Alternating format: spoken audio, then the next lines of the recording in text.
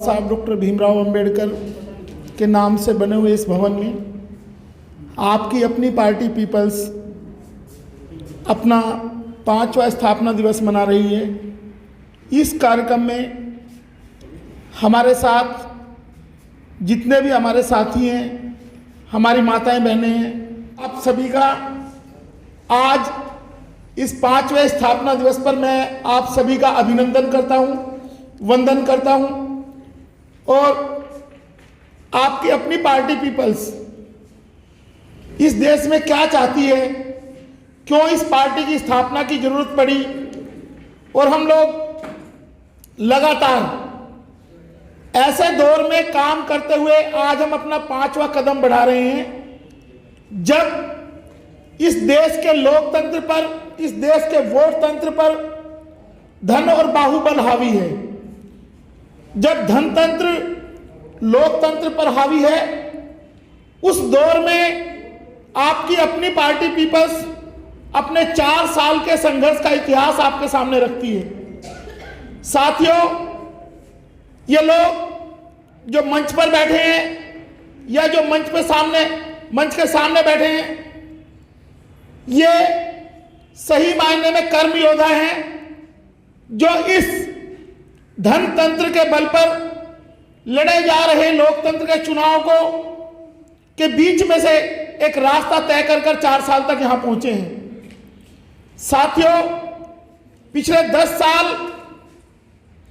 का अगर आप इस देश का राजनीतिक जीवन देखेंगे, भारत का 10 साल का अगर राजनीतिक जीवन देखेंगे, तो 10 साल के राजनीतिक जीवन में आपको नजर आएगा कि वोटर को भिखारी बना दिया गया है। हर आदमी एक नया प्रोजेक्ट लाता है, कोई लैपटॉप फ्री देने की बात करता है, कोई टीवी फ्री देने की बात करता है, कोई बिजली फ्री देने की बात करता है, कोई पानी फ्री देने की बात करता है। तो क्या ऐसे दौर में जब फ्री की राजनीति चल रही है, इस देश में हावी हो रही है पिछले 10 साल से, तो क्या कोई नई पार्टी, नया राजनीतिक दल या गरीब लोग अगर भारत में राजनीति में हिस्सेदारी करना चाहें, तो क्या आपको इस देश के गरीब लोगों को, जो इस देश के 80 करोड़ लोग आज राशन की लाइन में लगे हुए हैं, क्या कभी वो राजनीति करने के बारे में सोच सकते हैं? ऐसा नहीं है। उनकी राजनीतिक सोच को मारने के लिए इस देश का धनतंत्र, इस देश के उसमें लोकतंत्र पर हावी हो गया है। आज जब संविधान की बात करते हैं, इस पावन और पवित्र मौके पर, जब 26 नवंबर 1949 को इस देश का संविधान बाबा साहब डॉक्टर भीमराव अंबेडकर ने भारत के महामहिम राष्ट्रपति जी डॉक्टर राजेंद्र प्रसाद जी को हैंडओवर किया था, उससे पहले उन्होंने एक बात और भी कही थी। उन्होंने कहा कि आज हम दोहरे जीवन में, भारत के लोग एक दोहरे जीवन में एंट्री कर रहे हैं। दोहरे जीवन में एंट्री का मतलब था कि हम राजनीतिक तौर पर तो हम बराबरी की हिस्सेदारी की बात करते हैं, लेकिन सामाजिक और आर्थिक गैर बराबरी लगातार बनी रहेगी। और उन्होंने यह भी कहा कि अगर लंबे समय तक यह सामाजिक और आर्थिक गैर बराबरी बनी रहेगी, तो यह लोकतंत्र बेमानी हो जाएगा।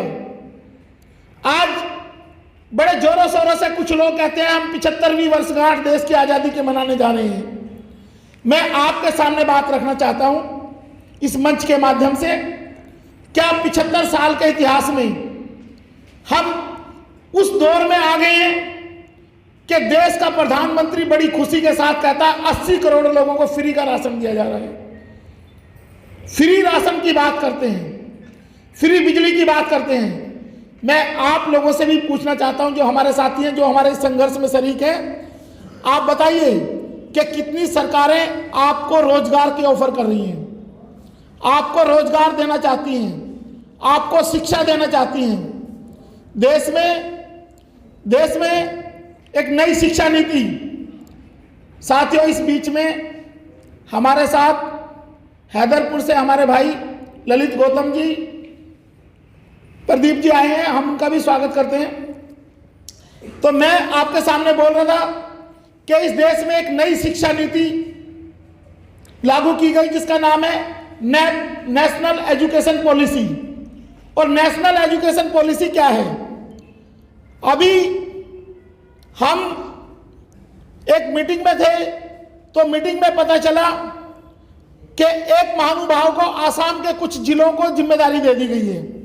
और देखो ये सरकारें कैसे काम करती है, मैं आपके सामने ये बात रखूंगा, आपके सोचने का विषय है ये। उन्होंने कहा कि जितने भी सरकार के स्कूल हैं, भारत सरकार एक प्रोजेक्ट लेके आई है कि सारे सरकारी स्कूलों को पीपीपी स्कीम में डाला जाएगा, पब्लिक पार्टनरशिप स्कीम में डाल दिया जाएगा। और उस स्कीम में डाल के क्या होगा कि प्राइवेट जो बिजनेसमैन हैं स्कूलों को खरीदेंगे, उनको एक हर स्कूल की बोली लगाई जाएगी, 4 करोड़ 2 करोड़ 20 करोड़, और स्कूल की बोली लगा के वो स्कूल पूंजीपति को हैंडओवर कर दिया जाएगा। उस स्कूल का इंफ्रास्ट्रक्चर, सारा जमीन उसको दे दी जाएगी। और सरकार और क्या कहती है? केंद्र सरकार कहती है कि हम ऐसे पूंजीपतियों को 2000-3000 बच्चे फ्री दे रहे हैं जो फीस देंगे उनको।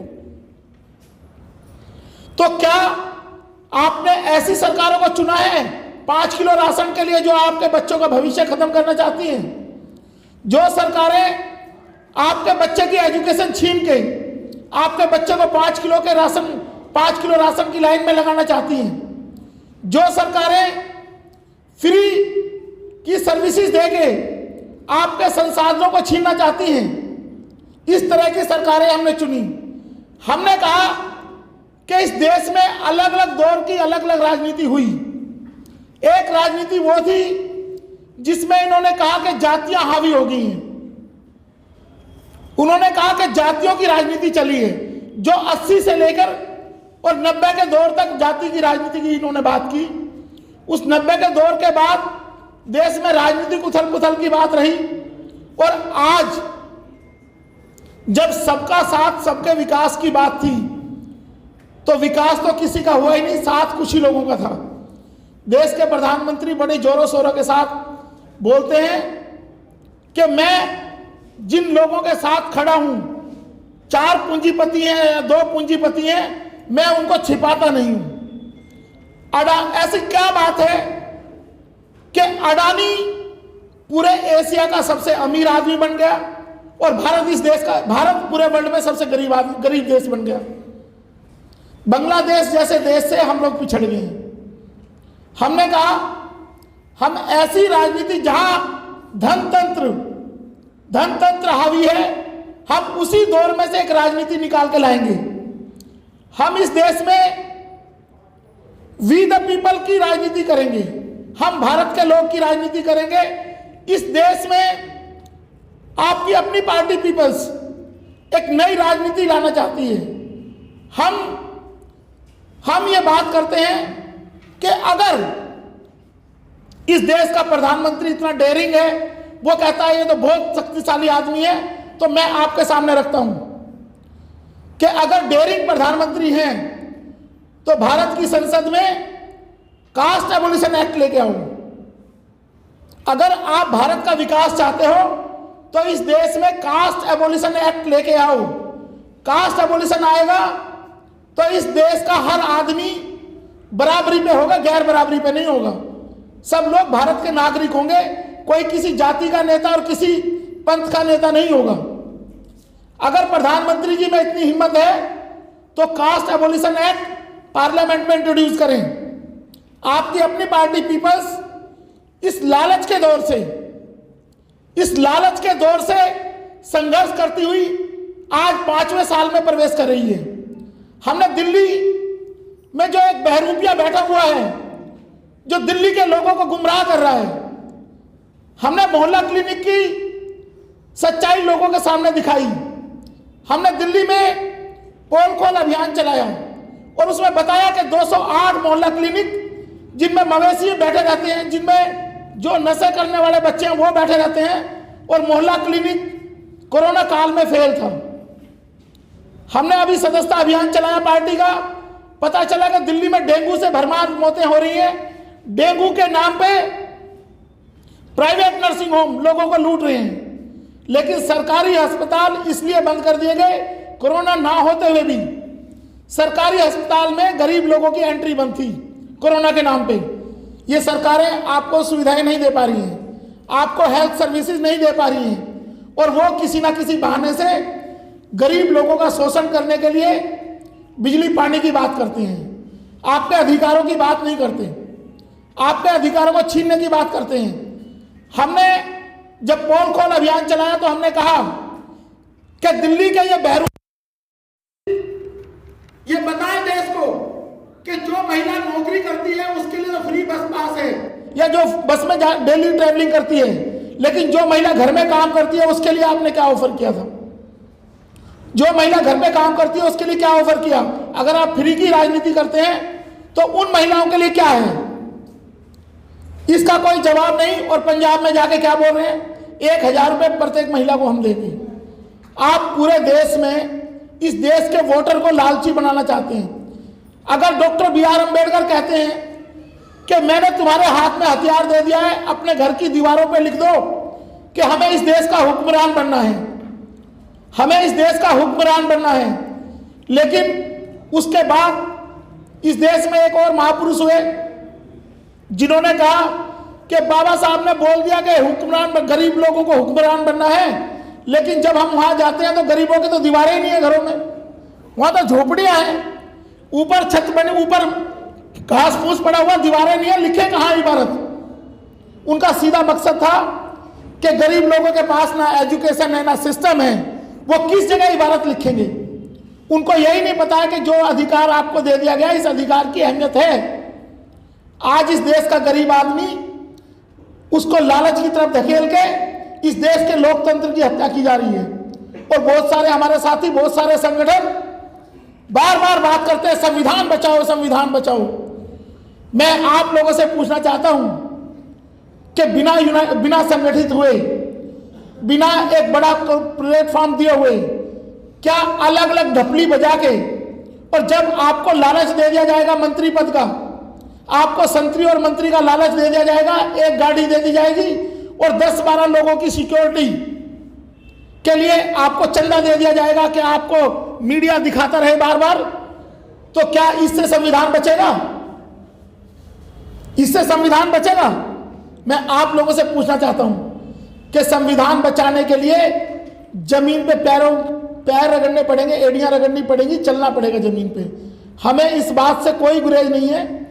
4 साल में हम कहां चले, 4 कदम हमने आगे बढ़ाया और हम इस धनतंत्र की राजनीति में अपना रास्ता बनाकर आपकी अपनी पार्टी पीपल्स लगातार संघर्ष करते हुए यहां तक पहुंची। आज स्थापना दिवस के अवसर पर मैं आप सब लोगों के बीच में ये बात रखता हूं कि हमने पार्टी के विजन डॉक्यूमेंट में ये बात कही। हम कहते हैं कि हम इस देश में कास्ट एबोलिशन एक्ट लेके आएंगे। इस देश में कास्ट एबोलिशन एक्ट हम लेके आएंगे, नहीं तो सरकारों को मजबूर करेंगे कि कास्ट एबोलिशन एक्ट लेके आए। और जब कास्ट खत्म होगी तो 2 क्लास बनेगी इस देश में, एक गरीब और एक अमीर। और गरीब और अमीर की जब क्लास बनेगी तो गरीब के पास वोट की ताकत ज्यादा है, गरीब के पास वोट की ताकत ज्यादा है।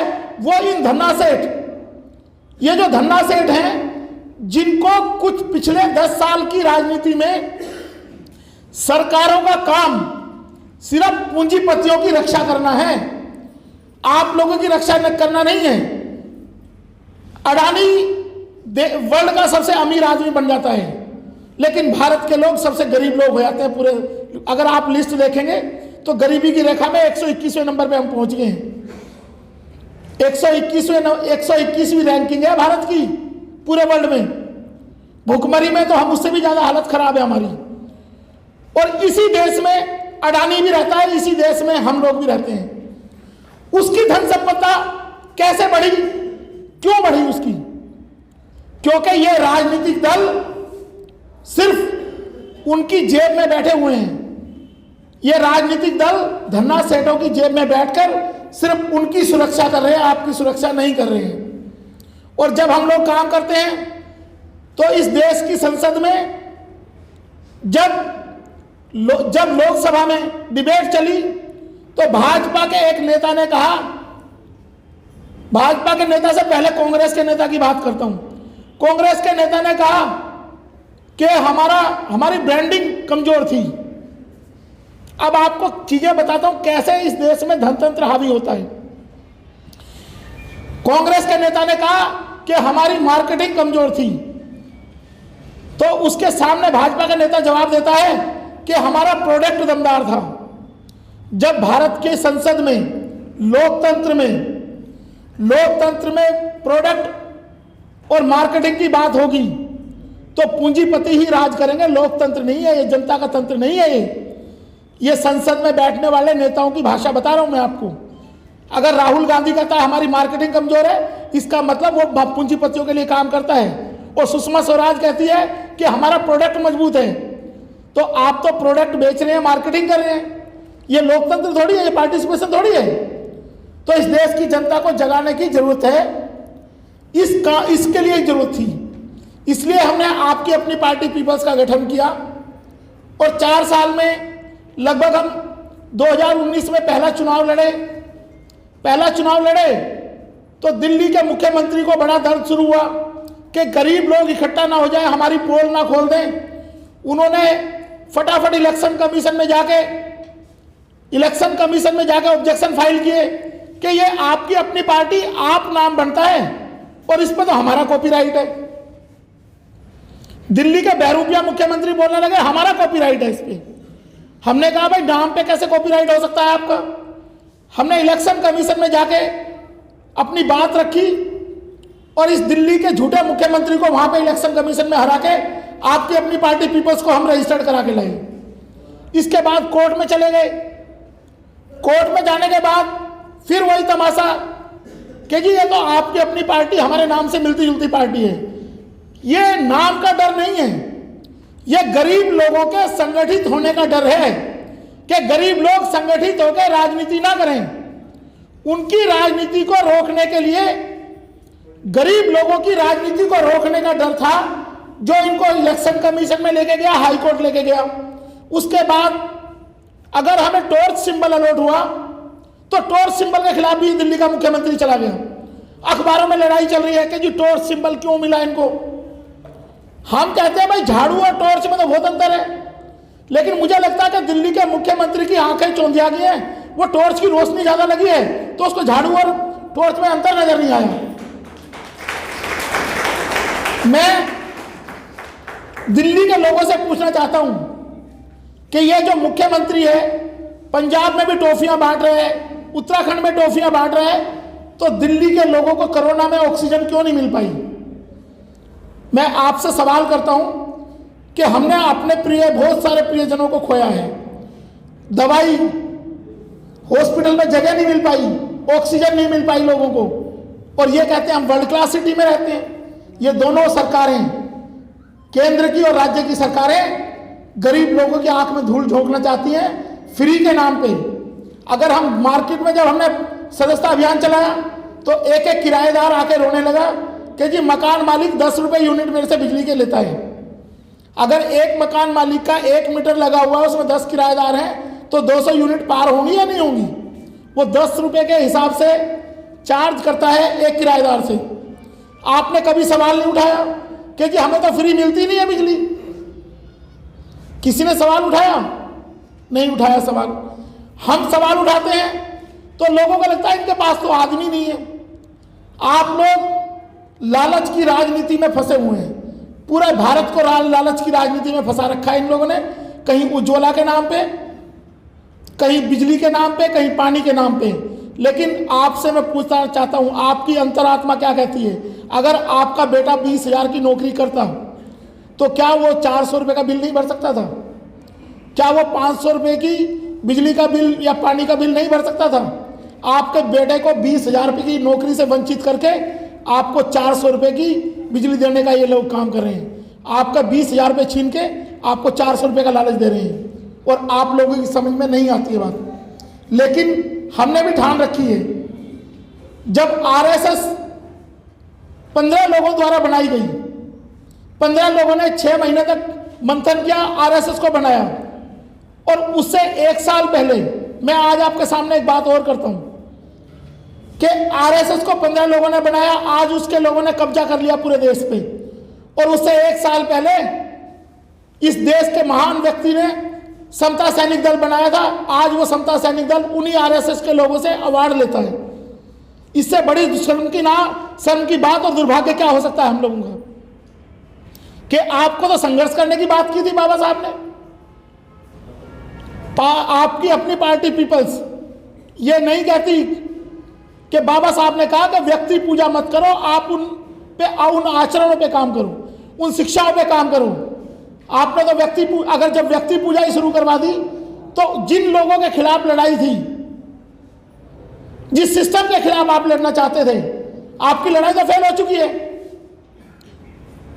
ऐसे मौके पर आपकी अपनी पार्टी पीपल्स इस संघर्ष को जारी रखेगी, और हम साधन वाले लोगों को मैं आज आपके सामने आपकी अपनी पार्टी पीपल्स की तरफ से घोषणा करता हूं कि ये जो साधन संपन्न लोग हैं ना, इनके पास पैसा हो सकता है लेकिन वोट नहीं है इनके पास। अगर हम सारे गरीब लोगों को जगा देंगे और इनको बताएंगे कि तुम्हारा लालच किस तरीके से इन्होंने कूट कूट के भरा है, तो इस लालच को खत्म करके हम दिल्ली नहीं देश की सत्ता पे भी काबिज होंगे, और देश की सत्ता पे काबिज होकर आपकी अपनी पार्टी पीपल्स इस देश में कास्ट एबोलिशन एक्ट इंट्रोड्यूस करेगी, ताकि हर गरीब को हक मिल सके, गैर बराबरी की व्यवस्था खत्म हो सके। जब आप गैर बराबरी की व्यवस्था की खत्म करने की बात करते हैं, लेकिन संसद में आप आवाज नहीं उठाते हैं, आपके 12-12 एमएलए, 135-35 एमपी संसद में मुंह पे टेप लगा के बैठते हैं, क्यों नहीं आवाज उठाते आप? हम भारत के लोग हैं, तो we the people of India, हमने अपनी जो विजन डॉक्यूमेंट है उसका नाम दिया we the people of India. हम उस दिशा में काम कर रहे हैं। इस देश में जो गैर बराबरी है, वो गैर बराबरी जातियों की नहीं है, इस देश में गैर बराबरी है साधनों की। एक आदमी के पास 10,000 करोड़ रुपए हैं, एक आदमी के पास 10,000 करोड़ रुपए हैं, और एक आदमी 10,000 रुपए नहीं कमा पा रहा है, और उस 10,000 करोड़ के आदमी ने क्या कर रखा है कि ये 10,000 वाले लोग जो हैं, ये संगठित होकर मेरे 10,000 करोड़ ना छीन ले, इसलिए उसने जातियों का जाल बुन रखा है। इसलिए उसने जातियों का जाल बुन के, ताकि ये संसाधनों के बंटवारे की बात ना कर सके, ये संसाधनों के बंटवारे की बात ना कर सके, इसलिए जातियों का जाल लगातार बनाया गया है। हम आपसे इस सिस्टम से निजात दिलाने के लिए आपकी अपनी पार्टी पीपल्स आप लोगों के भरोसे के साथ और इस स्थापना दिवस पे आज ये घोषणा करके जाती है कि हम इसके लिए पूरे देश में एक संघर्ष शुरू करने जा रहे हैं। देश की हर विधानसभा में हम ये कार्यक्रम लेके जाएंगे कि इस देश में कास्ट एबोलिशन एक्ट लागू किया जाए, और जो भी राजनीतिक पार्टियां ये जो नया सिस्टम चला दिया है कुछ लोगों ने कि हर जाति में एक भगवान पैदा कर दो, हर जाति में एक भगवान पैदा कर दो और उस जाति के लोगों को अलग कर दो कि मेरा एक आदमी है, मेरा नेता है। हर जाति में एक भगवान, एक नेता, और उसके बाद सारे लोग उसी के पीछे लग जाते हैं। और वो क्या करता है, वो उस समाज की और भगवान की कीमत लगा के सत्ता के साथ समझौता करता है अपने परिवार को पालने के लिए। वो आदमी उस समाज को बेचने के लिए, उस भगवान को बेच के अपनी सुविधाओं के लिए सत्ता के साथ समझौता करता है। इसके खिलाफ बिगुल बजाने की जरूरत है।